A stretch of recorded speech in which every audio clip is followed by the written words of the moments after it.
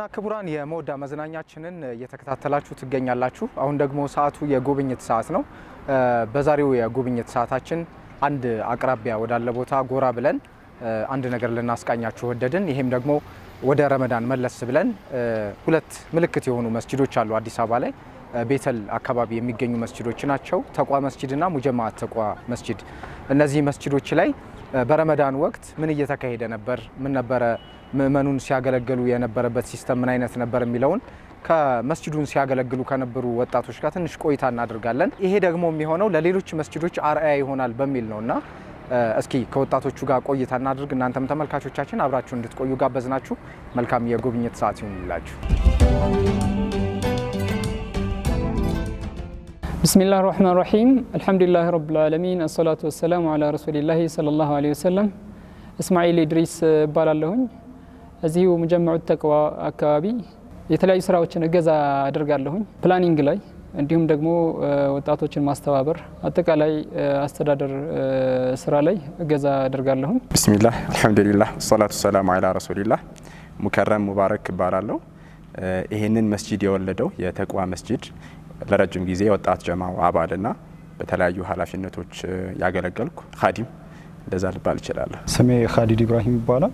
በኤቨርግሪን ቴክኖሎጂ ውስጥ ቺፍ ቴክኖሎጂ ኦፊሰር። ሰላም አለይኩም ወራህመቱላሂ ወበረካቱ። አብዱራህማን መሐመድ እባላለሁ። የኤቨርግሪን ቴክኖሎጂስ መስራችና የማርኬቲንግ ኃላፊ ነኝ። አልሐምዱሊላህ ያለፈው የረመዳን ወር አክቹሊ ቤተል መስጂድ አዲስ አበባ ላይ ካሉ አይከን መስጂዶች የሆነ ነው። በየአመቱ የረመዳን ሰጋጅ ቁጥር በጣም እየጨመረ ነው ያለው። የኛም ኺድማ እንደ ወጣት ጀማ እንደ መስጂዱም ጭምር በየአመቱ ያንን ኮፓፕ ለማድረግ ያንን ለመድረስ እንሞክራለን። በዚህኛውም አልሐምዱሊላህ የተሳካ ኺድማ አድርገናል። ልክ እንደዚህኛው መስጂድም ለአዳዲስ ሰፈራችን ላይ ላደጉ ወጣቶች እንደ ኢማምነት እድል ተሰጥቷል። ሀይቃ የተሳካ ፕሮጀክት ነበር ብለን መውሰድ እንችላለን። አሽረል አኺር ላይ ኢቲካፍ ነበረ።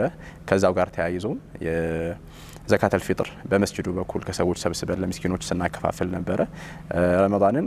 ረመዳኑ በሚፈልገው ልክ አትሊስትኛ በቻልነው ልክ ከድመነው ወጥተናል ብለን እናስባለን። አልሐምዱሊላህ የተሳካ ረመዳን ነበር ብዬ አስባለሁ። እንደ መስጂድ ያው እንደሚታወቀው ቤተል አካባቢው የሙስሊም ቁጥሩ በዝ ከሚባሉ አካባቢዎች መካከል ነው። ይህንን ቁጥሩ በዝ የሆነን ምእመን ደግሞ በአግባቡ መኸደም መቻል አለበት።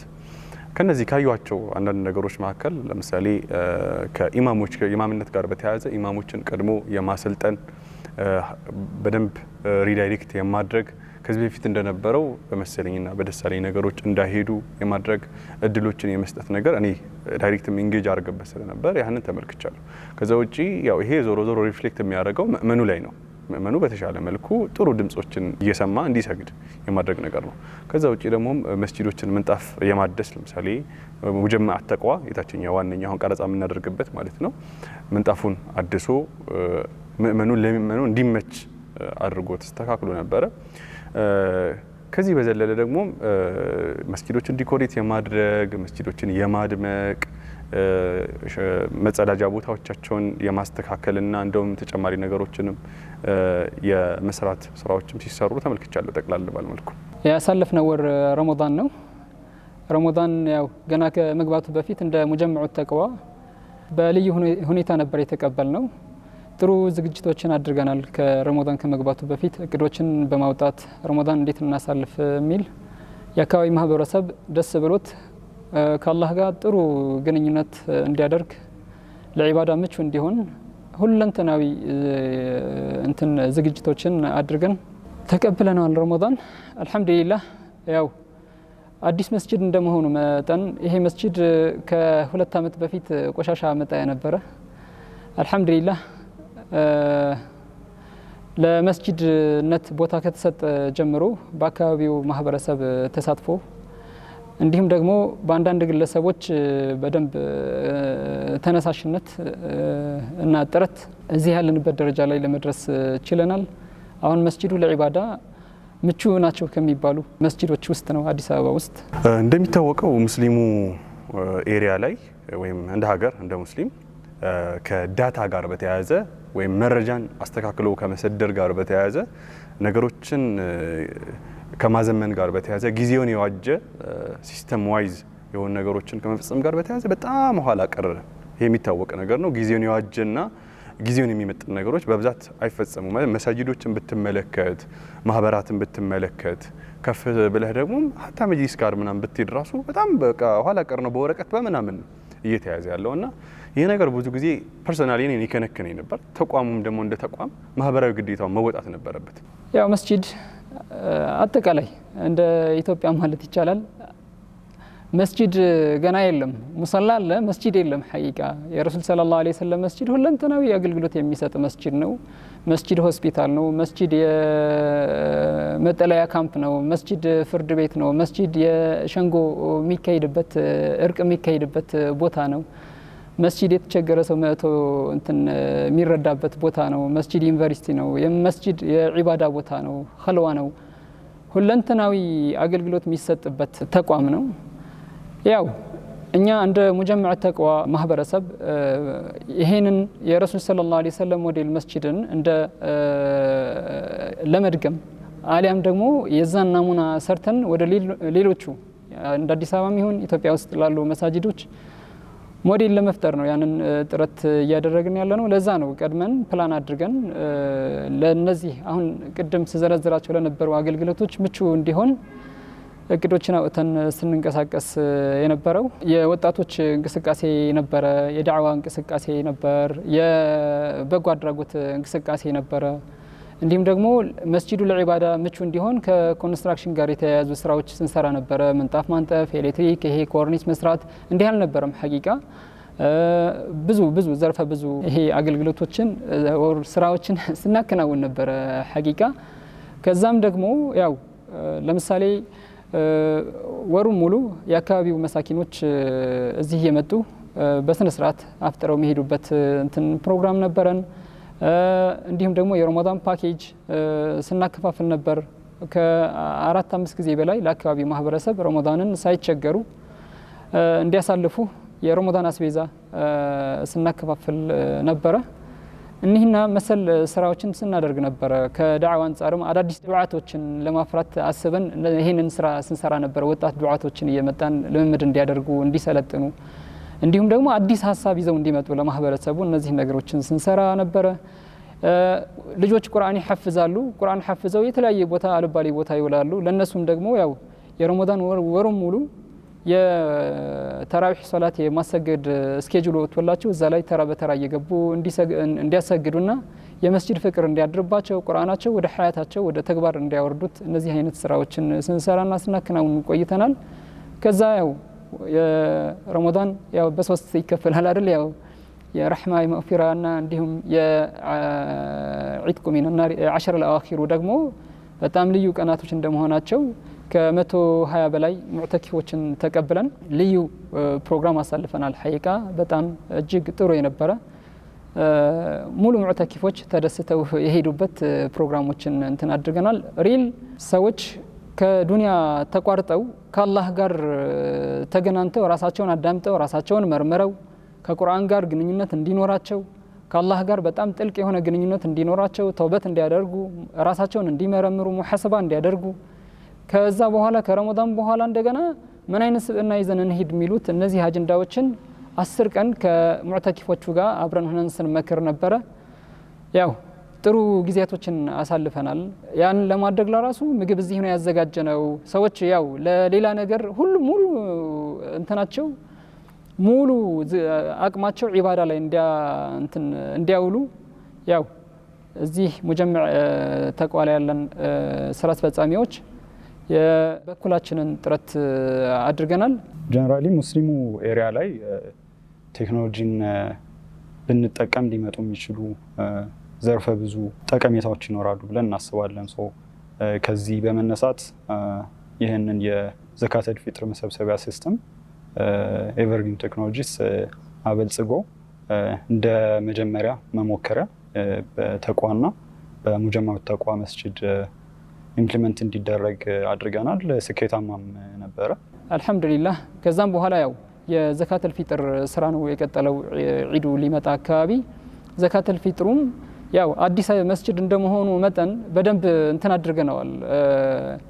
የአካባቢው ማህበረሰብ መስጂድ የአካባቢውን ማህበረሰብ አቅፎ መኖር አለበት። ድሃው ተርቦ መዋል የለበትም። ያው በተለምዶ ቤተል የሀብታም ሰፈር ነው ይባላል። ስለዚህ ግን በዙሪያችን ብዙ የዕለት ጉርስ እንትን የሚያጡ እንትኖች አሉ። ስለዚህ ያንን ደግሞ ቴክኖሎጂ ላይ ወንድሞቻችን አሉ። እዛ ላይ በደንብ እንዴት አድርገን ነው የአካባቢያችን የድሃ የሚባሉ አይደል የዕለት ጉርስ ማግኘት የማይችሉ መሳኪኖችን እነሱን እንዴት አድራሻቸውን እናገኝ ብለን በሰነድ ተሰንደው ከዛ በኋላ በቋሚነትም በዘላቂነት ከድህነት ወጥተው ሪል ሌሎች የተቸገሩ ወገኖቻችን እንዴት መርዳት እንችላለን የሚለውን ያንን እቅድ ይዘን የአካባቢያችን ማህበረሰቦች በደንብ ምንረዳበትን ሲስተም ስንዘረጋ ነበረ። ለዚህም ወንድሞቻችን በበጎ ፈቃደኝነት የዌብሳይት እንትን አደራጅተው መጥተው እዚህ ያው ቴክኖሎጂውን እንትን አድርገናል። ያው እስልምና ሁሉም ነገር ይቀበላል። ስለዚህ ያው ያንን ቴክኖሎጂ ብዙ ነገሮችን ፈቶልናል። ሐቂቃ ለምን ቢያንስ በዙሪያችን ያሉ በመስጂዱ ዙሪያ ላይ ያሉ መሳኪኖችና የሚረዱ የተቸገሩ ወገኖቻችን ሙሉ ዳታ አለን። ስልክ ቁጥራቸው አለ፣ ሰፈራቸው አለ፣ ሙሉ ዲቴይል መረጃ አለን። ከዚህ በኋላ ኤኒ እርዳታ ሲኖርና በቋሚነት ለማደራጀት ስንፈልግ ሌላ ለዳዕዋ ስራም ስንፈልጋቸው መምከር አለብን። እነሱ ህይወታቸውን መቀየር አለብን፣ ማሰልጠን አለብን፣ ማቋቋም አለብን። ለዛ በቂ ግብአት አግኝተናልና በዚሁ አጋጣሚ ይህንን ዌብሳይት ሰርተው በነፃ ለመስጂዱ እንድንሰራበት ላበረከቱልን ወንድሞቻችን ሽክራን ጀዛኩሙላህ ኸይር እንላለን። ጀነራሊ ኤቨርግሪን ቴክኖሎጂስ ዘርፈ ብዙ የቴክኖሎጂ ስራዎችን ሜንሊ የከስተም ሶፍትዌሮችን ያበለጽጋል። ከዛ በተጨማሪ ግን የማህበራዊ ግዴታችን ለመወጣት ሙስሊሙ ኤሪያ ያሉ ክፍተቶችን ከመሸፈን አንጻር የምንሰራቸው የተለያዩ ስራዎች አሉ። ይህን የዘካተል ፊጥር ሲስተም የዛ አንድ አካል ነው። እኔ ፐርሰናሊ ከልጅነቴ ጀምሮ የማውቀው ሂደት ነው የነበረው። ይሄ ባህላዊ ስንል የነበረው ሲስተም ማለት ነው። በጣም አድካሚ፣ በጣም ጊዜ የሚወስድ እና ብዙ ሪሶርሶችን የሚፈጅ አይነት ሲስተም ነበር። ይህንን በቴክኖሎጂ አብዛኛውን ነገሮች ማቅለል ይቻላል ማለት ነው። ከመጀመሪያው ሰዎቹን ከመመዝገብ የሚሰጡትን ሰዎች ከመመዝገብ የሚቀበሉትንም ሰዎች ከመመዝገብ ጀምሮ እያንዳንዱን ካልኩሌሽኖች ሰርቶ እያንዳንዱን አናሊሲስ ሰርቶ ሙሉ የሆነ ዳታን አደራጅቶ የሚሰጥ ሲስተም ነው ቢልድ ያደረግነው።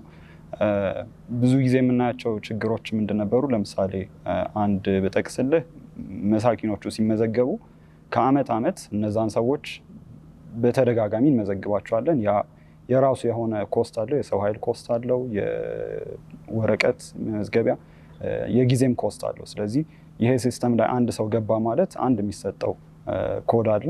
ያቺን ኮድ በመናገር ብቻ በየአመቱ ሰውየው ዘካተል ፊጥር የመውሰድ ሀሳብ ካለው ሄዶ ያንን መቀበል ይችላል። ከዛ በተጨማሪ ደግሞ አፕሊኬሽኑን ለአሁን እነዚህ መስጂዶች ላይ ቴስት አድርገነዋል። ከዚህ በኋላ ግን እየሰፋ የሚሄድ ሲስተም ነው። በሀገር አቀፍ ደረጃ ኢምፕሊመንት የሚደረግ ነው የሚሆነው ከተለያዩ አጋር አካላት ጋር በመሆን ሲያድግ ሲስተሙ ሰዎች መስጂድም ድረስ መምጣት አይጠበቅባቸውም።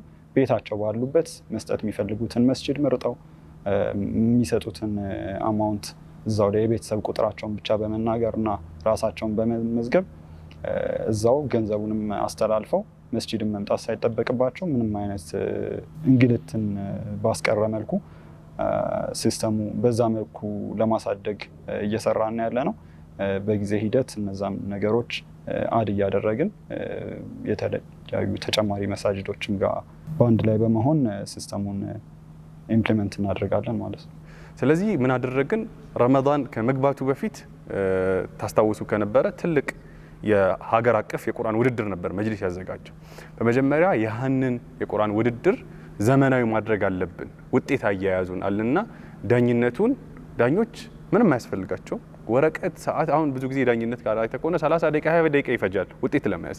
ያንን ላይ የሚያስቀር ክሊክ ብቻ እያደረጉ ሰዎች ሲሳሳቱ ነጥቦችን ብቻ መያዣ እያንዳንዱ ነገር አስተካክለን አሰልጥነን ለዳኞቹ ሰጥተን ዳኞቹ በዛ መልኩ ሊጠቀሙ ይችላሉ። በመጀመሪያ ደረጃ ይሄን አደረግን። ከዚያ በኋላ ስናስብ ኦኬ ዘካተል ፊጥር ጋር በተያያዘ ከባድ ክፍተት ነው ያለው። ማለት ለየትኛው ምስኪን ነው የሚሰጠው? የት አካባቢ ላለው? ከዛ በዘለለ ሰውስ በዚህ አመትም የወሰደው ሰውዬ ቀጣይ አመትስ ለመውሰዱ ከዛ ሌላ መስጂድ ላይ የወሰደው ሰውዬ እዚህ ለመውሰዱ ምንድነው ማረጋገጫ? ከዚያ ባለፈ የሚመጡ ሰዎች ምን አይነት ኢንፎርሜሽን ነው ሊወሰድላቸው የሚገባው? ለምሳሌ አብዱራህማን በዚህ አመት እዚህ መስጂድ ላይ ሲخدም ነበር በኮሚቴነት።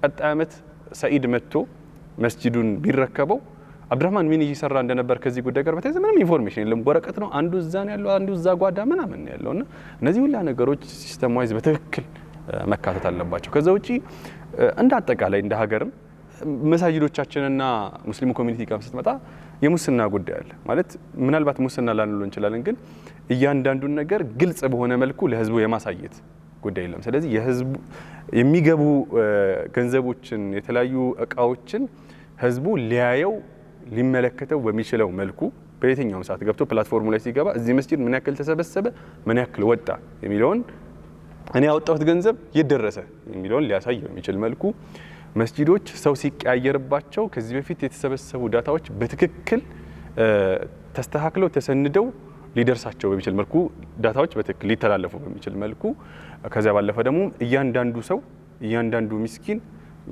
አመት ነው መጥቶ የሚወስደው በብዛት ይታወቃልና አንዴ ከወሰደ በቃ አንዴ ዳታው እዛው እስከገባ ቀጣይ አመት አይመዘገብም። ኮድ አለው። ኮዱ ሲነካ ቀጥታ ነው የሚወጣውና እነዚህ ነገሮች ሁላ ያደራጀ ሲስተም መስራት አለብን የሚል ሐሳብን አቀረብኩኝ ለቲሙ። ቲሙም እንደ ተቋም ማህበራዊ ግዴታችን ነው። ኤቨርግሪን ቢዝነስ ብቻ አይደለም የሚሰራው፣ ሙስሊሙን ከሙስሊሙ የወጣ ተቋም እንደመሆኑ ሙስሊሙ አካባቢ ኢንጌጅ ማድረግ አለበት የሚል ሐሳብ ነበረው። በዚህ መልኩ ሐሳቡን ወደ መሬት ወደ ማውረድ መጣን ማለት ነው። ዘካተል ፊጥር ለረጅም ጊዜ መስጂዱ ከሰዎች በውክልና ተቀብሎ ለሚስኪኖች ይሰጣል። ግን ያ የሚሰጥበት መንገድ በጣም ባህላዊ እና የተለመደ መንገድ ነው። እንዴት ነው የሚደረገው? ሚስኪኖች ሚስኪን ነን ብለው ራሳቸው ክሌም ያደረጉ ሰዎች መጥተው ይመዘገባሉ። እነዛ የተመዘገቡ ሚስኪኖች ደግሞ ዳታቤዛቸው በወረቀት በእጅ ጽሁፍ ይደራጅና ከሰዎች አሽረል አኺር ወደ መጨረሻዎቹ አካባቢ ዘካተል ፊጥር መስጠት ከሚፈልጉ ሰዎች ማውጣት በሚፈልጉት የእህል አይነት ገንዘብ እንቀበልና ያንን ገንዘብ ዱቄት ተገዝቶበት ለሚስኪኖች ስማቸው ለተዘረዘሩት ሚስኪኖች ይሰጣል። ያ ግን በጣም ብዙ ክፍተቶች የነበሩበት አሰራር ነበረ። እንደ አሰራር የመጀመሪያው ለምሳሌ አንድ ቤተሰብ ላይ ባል፣ ሚስት ተለቅ ያለ ከሆነ ልጅም ጭምር በተደጋጋሚ ሊወስዱ የሚችሉበት አጋጣሚ በጣም ክፍት ነበረ። ቤተል መስጂድ የላይኛው ቤተል መስጂድ ላይ ወስዶ ሙጀመዑ ተቅዋ ላይ ድጋሚ ሊወስድ የሚችልበትም አጋጣሚ በጣም ብዙ ነበረ። እንደ ቤተል ተቅዋ መስጂዶች ብቻ ሳይሆን አካባቢው ላይ ካሉ መስጂዶች አንድ ሰው 3-4 ሊወስድ የሚችልበት አጋጣሚ አለ። አክቹሊ እድሉ አለ ብቻ ሳይሆን ሲደረግም ነበረ። የምናገኛቸው ሰዎች ስለነበሩ ማለት ነው። ላይኛው መስጂድ ላይ ይወስዳሉ። 10 ደቂቃ ባልሞላ ሮጠው ወደዚህ ይመጡና ከዚህኛው መስጂድ ይወስዳሉና ዘካተል ፊጥር ኤሰንሱን ያጣል፣ የተደነገገለትን አላማ ያጣል። በዚህ በባህላዊ አሰራር ማለት ነው። ኤቨርግሪን ቴክኖሎጂስ አዲስ ዌብሳይት በዚህ አመት አስተዋውቆናል። ሙሉ ለሙሉ በዛ አልሰራነውም፣ ዘንድሮ ሞክረነዋል። ሀቂቃ በጣም ኢፌክቲቭ፣ በጣም ኤፈርት የሚቀንስ በፊት የነበረው ባህላዊ አሰራር ላይ በጣም ሰው የሚፈልግ በጣም አድካሚ ነበረ። ምክንያቱም እነዛ ምስኪኖች ቁጥራቸው ትንሽ አይደለም፣ በጣም ብዙ ናቸው። እነዛን ምስኪኖች አሰልፈህ ስማቸውን መዝግበህ መታወቂያ ያላቸው ወይ ምክንያቱም ዘካተል ፊጥር ሲሰጥ አካባቢው ላይ ካሉ ሀብታሞች አካባቢው ላይ ወዳሉ ድሃዎች ነው ተስሪፍ የሚደረገው ወይም የሚሰጠው። አካባቢው ላይ ነዋሪ መሆን አለመሆናቸውን ቼክ አድርገህ በጣም አድካሚ ነበረ አመዘጋገቡም አሰጣጡም ማለት ነው። ይሄ አዲሱ ፕላትፎርም አመዘጋገቡም አሰጣጡም በጣም በብዙ ያቀላል። እኛ በሙከራ ደረጃ ስላየ ነው ማለት ነው። ሀታ ከሰዎች ዘካተል ፊጥርን ስንቀበል ከዚህ በፊት ሲሰራበት የነበረው አሰራር አንድ ሰው ይመጣል፣ ስሙን ያስመዘግበናል፣ የቤተሰብ ቁጥሩን ይነግረናል፣ ማውጣት የሚፈልግበትን የእህል አይነት ይነግረናል። ከዛ እዛው ላይ እያባዛን ወይ ደግሞ የተባዛበት ታይም ቴብል አይነት ወረቀት ይኖራል። ምን ያህል እንደሚመጣ እየነገርን እየመዘገብን ነበረ የምንቀበለው። አሁን ላይ ኢንፑት መስጠት የሚጠበቅብን ስሙን እና የቤተሰብ ቁጥሩን ከዛ የሚያወጣበትን የእህል አይነት ሴሌክት እናደርግለታለን። ሌላው ካልኩሌሽን አውቶሜትድ ነው፣ ስንት እንደሚመጣ አውቶሜትድ ነው ማለት ነው። ራሱ ሰርቶ ይነግረናል። ከዛው ላይ እንቀበላለን። ቶታሊ ኩሙሌቲቭ ቁጥሩን መስራት ቢጠበቅብን ድምር ምን ያህል እንደመጣ መስራት ቢጠበቅብን ከዚህ በፊት በወረቀት የነበረው ላይ በእጃችን ነው የምንደምረው። ስተት ሊኖረው ይችላል። ለምሳሌ አጻጻፍ ላይ የኔ ጽሁፍና የጓደኛዬ ጽሁፍ አንድ አይሆንም እና እንደዚህ አይነት ስተቶችን ያስቀራል። ራሱ መደመር ይችላል ሁሉም ነገር። ይሄ ዴታቤዝ ወረቀቱ በሆነ ሚንስ ይጠፋል። ችኮላ ነው፣ ወከባ ነው፣ አቢዩዝ ይደረጋል። ድጋሚ የሚመዘገብ ሰው ይኖራል። ይሄ ሶፍትዌር ግን ድጋሚ የሚመዘገብ ሰው ራሱ ዲቴክት ማድረግ ይችላል። በብዙ መልኩ ብቻ የዘካተል ፊጥር አሰራራችንን በጣም ኤፈርት ያቀለለልን፣ ኤፊሽንሲያችንን በጣም የጨመረልን ሆኖ አግኝተነዋል። ኢንሻአላህ ይሄንን በቀጣይ ዓመት ሙሉ ለሙሉ አሰራራችንን ወደዛ ለመቀየር እንሞክራለን። ኢፌክቲቭ ሆኖ ስላገኘ ነው ማለት ነው። በዛ መልኩ አግኝቼዋለሁ። አፕሊኬሽኑ በመጀመሪያ ደረጃ ስም እንውሰድ፣ ምናልባት አስፈላጊ ከሆነ ስልክ ቁጥር እንውሰድ፣ የፋሚሊ ቁጥር እንውሰድ። ከዛ በኋላ የፋሚሊ ቁጥር ስትሰጠው ራሱ ፕሮዳክቱን ስትነካለት ጤፍ ካልከው ወይ ነገር ካልከው እንደሚነካ ነገር ነው። በቃ ንክት ነው የምታደርገው። እንደዚህ የምትጽፈው ምናምን ነገር የለውም። ስም ብቻ ነው የምታስገባለት። ከዛ በኋላ ራሱ ካልኩሌት አድርጎ ለምሳሌ አንድ ዛሬ የተሰበሰበውን ከዚህ በፊት እንዴት ነበር የሚሰራው ሂሳብ ይሰራል። ቁጭ ተብሎ ማታ 10 ቤተሰብ ተመዝግቧል፣ 6 4 ከዛ የ10ሩ ስንት ነው የሚመጣው ምናምን ተብሎ ድምር ቅንስ ምናምን ነገር ነው። አሁን ልክ ቤተሰቡ ቁጥሩ ሲገባ እያንዳንዱን የገባውን እየደመረ ካልኩሌሽኑን ሰርቶ ቁጭ ያደርግልሃል። አንተ ሰውየውን ስሙና የቤተሰብ ነንበሩን ብቻ ማስገባት ነው የሚጠበቅብህ። አንደኛው ነገር ይሄ ነው፣ አፕዴት ያደረገው ነገር ማለት ነው። ሁለተኛው ነገር ደግሞ ማለት ኤፊሺየንሲን ጊዜን ነው የቆጠበው፣ ድካምን ነው ያስቀረው። ሁለተኛው ነገር ደግሞ ምእመኑ ጥያቄ ነበረው። ሁለተኛ የምናወጣው ገንዘብ የት ነው የሚገባው? በምንድን ነው የሚውለው? አመት ሪፖርት ትሉናላችሁ፣ ግን ያንን እኔ ማየት ፈልጋለሁ፣ የት ነው ያለው?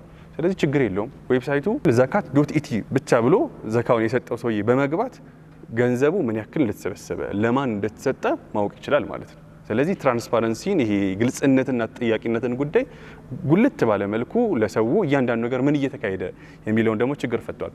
ከዛ በዘለለ ደግሞ ብዙ ጊዜ የሚጠየቅ ነገር አለ። የሙስሊም ቁጥር ስንት ነው ምናምን ይባላል አይደል?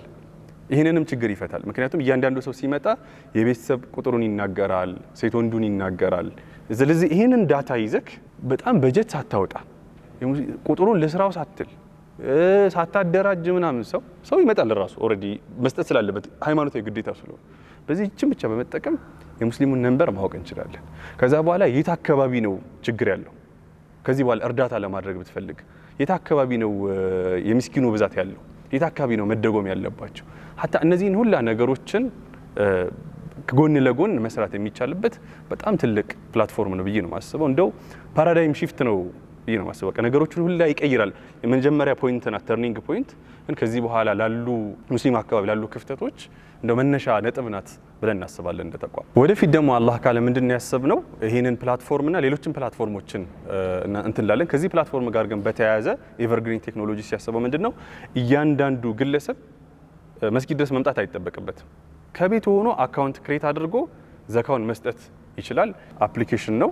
አፕሊኬሽን ውስጥ በመግባት ብቻ ለፈለገው መስጂድ አፕሊኬሽን ውስጥ ብቻ በመግባት መስጠት እንዲችል ነው። መስጂድ መጥቶ ምናምን የሚለውን ድካም ሁላ እንቀንሰዋለን። አላህ ካለ ከዚህ በኋላ ደግሞ ዘካተል ማልንም ብሎክቼን የሚባል ትልቅ ሲስተም አለ፣ አዲስ የመጣ ቴክኖሎጂ ነው። ያን በመጠቀም ዘካተል ማልን ዋናውንም የመሰብሰቢያ ፕላትፎርም ለመስራት እቅዳለን በዚህ ዓመት። እንግዲህ ዱዓ ያስፈልገናል፣ ዱዓ አድርጉልን።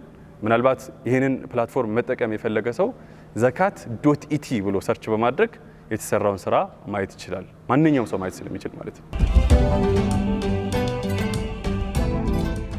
ክቡራትና ክቡራን በመወዳ ጉብኝታችን ከስቱዲዮ ወጣ ብለን ቤተል አካባቢ ተገኝተን ተቅዋ መስጂድና ሙጀማዓት ተቅዋ አዲሱ መስጂድ ተገኝተን በረመዳን ወቅት ያሳለፉት ጊዜ ምን ይመስል ነበር የሚለውን መለስ ብለን አየን። ይሄ ደግሞ በምክንያት ነው። በተለይ ረመዳን ላይ ብቻ ሳይሆን መስጂዶች ማህበራዊ አገልግሎት እንዲሰጡ፣ ሌሎችም አገልግሎቶች እንዲሰጡ መዘመን አለባቸው፣ መሻሻል አለባቸው። አዳዲስ ነገሮች አፕዴት መደረግ አለባቸው። የምእመናኑ አገልግሎት በዘመናዊ መልኩ ሲሆን ደግሞ እጅግ በጣም ነገሮችን ያቀላል በሚል ሀሳብ ነው ወደ እነዚህ ሁለት መስጂዶች ለናሙና ያህል ብቅ ያል ነው። ኤቨርግሪን ቴክኖሎጂስ ያበለጸገው ሶፍትዌር ነበር ዘካተል ፊጥርን በዘመናዊ መልኩ ለመሰብሰብ። ይሄ አፕሊኬሽን ደግሞ ሁለቱ መስጂዶች ላይ ነበር ሙከራ የተደረገውና በምን አይነት መልኩ ነበር ሲተገበር የነበረው የሚለውን ለእናንተ ለተመልካቾቻችን እያሳየናችሁ ነበር። ቀጣይ ዓመት ላይ ሌሎች መስጂዶች ላይ ይተገበራል የሚል ተስፋ አለን። ተመልካቾቻችን ይህን ልናጋራችሁ ነበር እዚህ ቦታ የተገኘ ነው። ጉብኝታችን ይህን መስል ነበር። ሌሎች የመወዳ ዝግጅቶቻችን ይቀጥላሉ። አብራችሁን ቆዩ።